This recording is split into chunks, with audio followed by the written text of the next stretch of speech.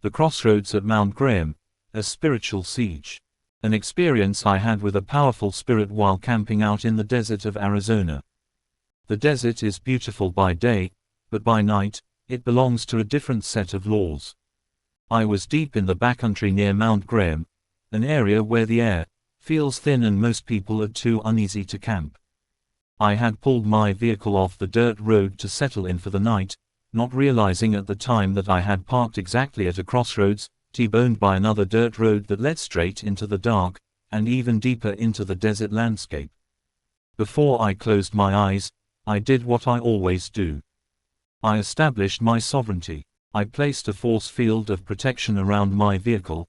It was a perimeter of spiritual electricity. This is a protection practice that I had begun doing at that time. It was a sphere that encircled my whole vehicle. After playing a few games of chess on the internet and watching some entertaining videos, I settled into my bed in the back and went to sleep. At 12 a.m., the atmosphere changed. I woke up into a vision. In the spirit, I saw her.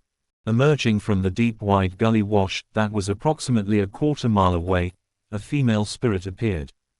Her body was a haunting, off-white color, and she moved with a terrifying, rhythmic determination. As she stepped onto the road, I realized the true scale of what I was facing.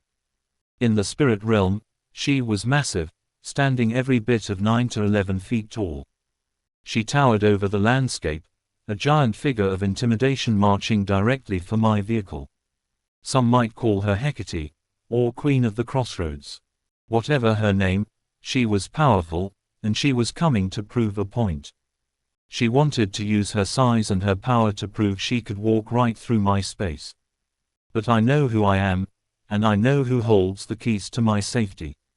I watched her in the spirit and I could see her very vividly as she walked the quarter-mile walk up the road, from the gully wash toward my vehicle.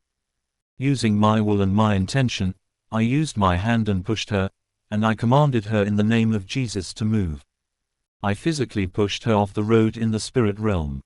But she was persistent. Every time I moved her, she would snap back onto the path, her massive form fixed on my vehicle, marching with a cold, relentless force. Finally, after battling with her the quarter-mile distance up the road, she reached the edge of my vehicle. The moment of impact was seconds away. This 11-foot entity was going to try to pass through the metal, to violate the space I had claimed.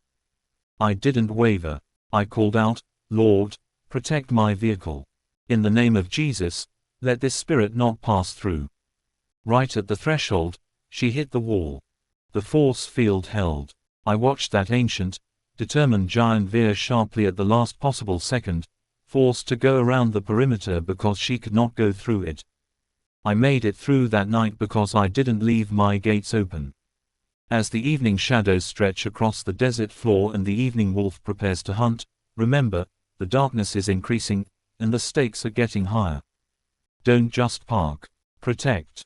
Establish your boundary before the sun goes down.